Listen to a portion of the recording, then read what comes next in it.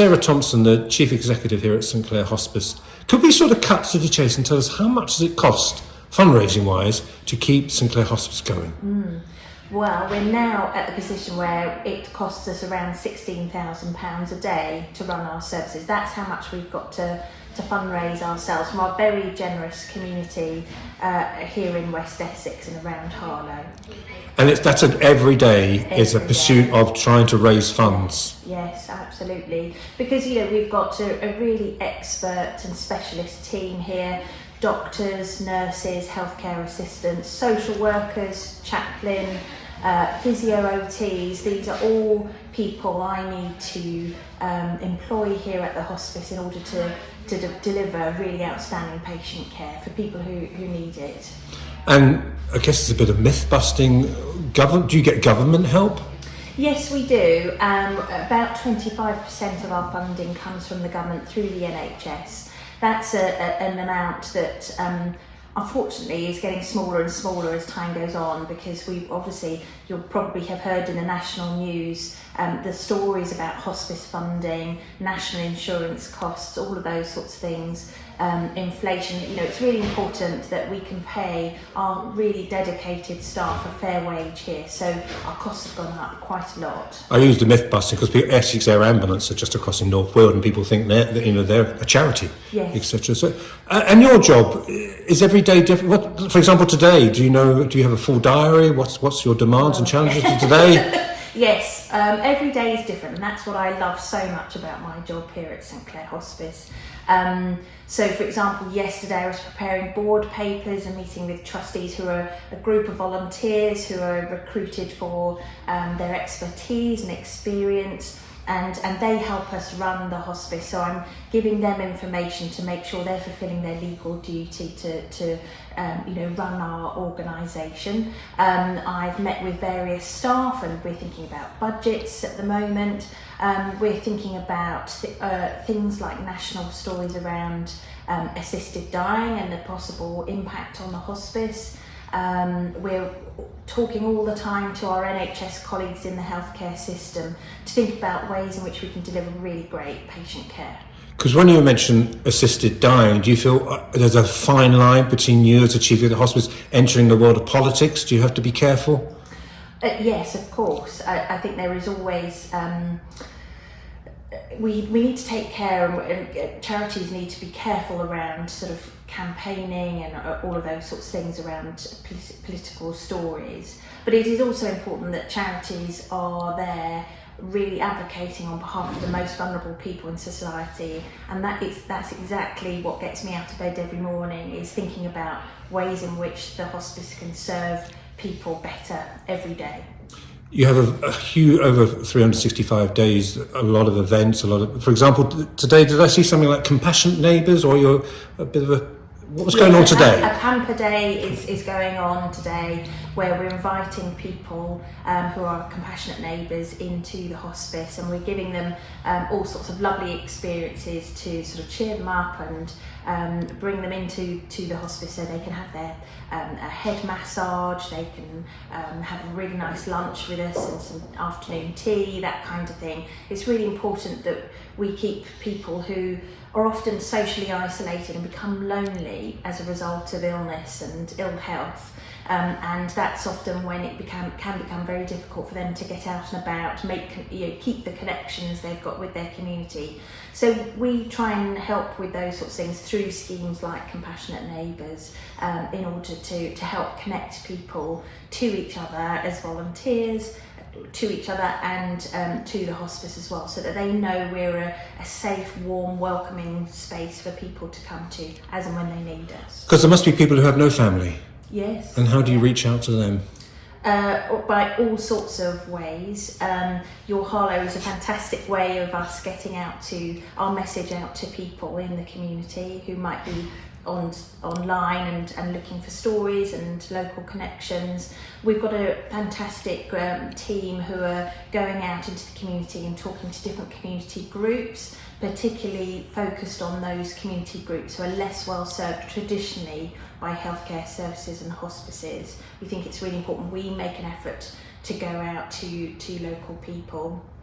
But additionally, I think a myth about hospices in general is that most people locally probably think of St Clare Hospice as being the beds here on site, a small number of beds, but actually most of our care is out in the community. So we do a lot of work with local GPs, surgeries, going out with district nurses to care homes. We do a lot of work in the local hospital as well, and these are all ways in which we can meet people who really need our services, particularly the socially isolated.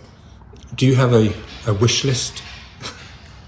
This year, 5 years, 10 years, or just you keep? Oh, as in a vision for what we want for the hospice. For me, it's very much, as an organisation, we need to reach significantly more people who need our services.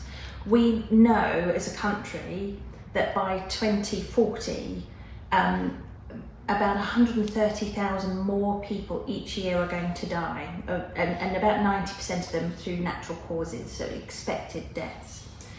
And that means that the demand for hospice services is going to increase significantly in the coming years. And we really need to get ready for that right now. We need to be preparing for that and expanding our services so that we are ready to meet the need that is coming our way. As you know, people are ageing more, they're living for longer, often with less quality of life and multiple health conditions. So the demand on hospice services and end-of-life care is only going to get greater. So I suppose my wish list and vision is that we're able to continue working alongside our local community, who are so generous in supporting us and helping us fund our services, so that we get ready to expand our services, so we are there for them in the future.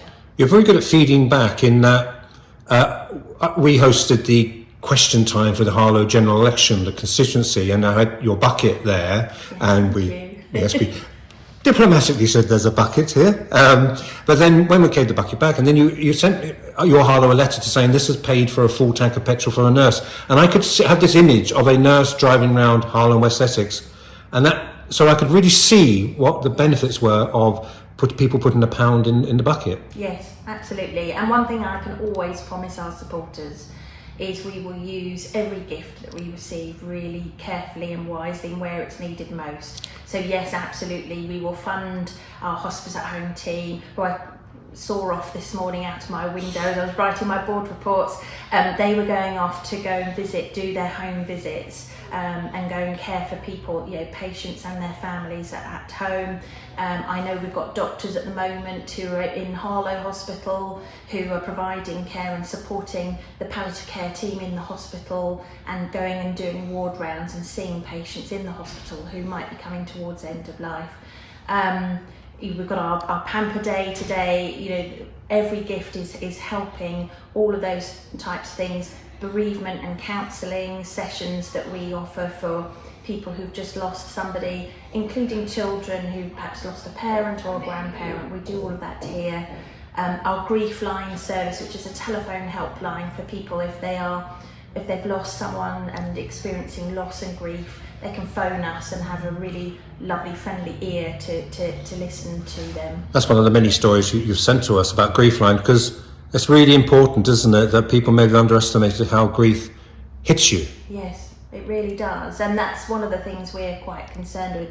Yes, we provide sort of hands-on patient care, medical and clinical care, but we look after the whole person and the people around that person as well, their friends and family. That's really important, because those who are left behind can be so affected by their grief and loss. And what we're trying to do is help provide those opportunities to keep people resilient, able to go back to work after a bereavement, able to build new friendships, connections, continue with their life. What we don't want is for people to end up perhaps at their GP surgery needing antidepressants. All of it, sometimes that's necessary, but what we're trying to do is provide that support with local people helping each other, sort of peer-to-peer support through things like our bereavement cafes. These are all things that we can do to help people cope with some of the biggest issues that we all face as human beings in society. Just a couple more questions. I think we may have already touched on this, but you don't work in isolation to hospice. You work as part of a national you speak to other hospices. You're part of campaigns, aren't you? Yes, absolutely. So we're delighted to be one of 143 hospices across the UK, including adult and children's hospices, who have come together to create a national legacy marketing campaign. And what we're trying to do, you may have seen adverts on TV in the last sort of week or so that are trying to sort of say to people, perhaps you didn't know this about hospices, this is the surprising thing about hospices, this is what hospice care is, but also encouraging people to think about leaving a gift in their will.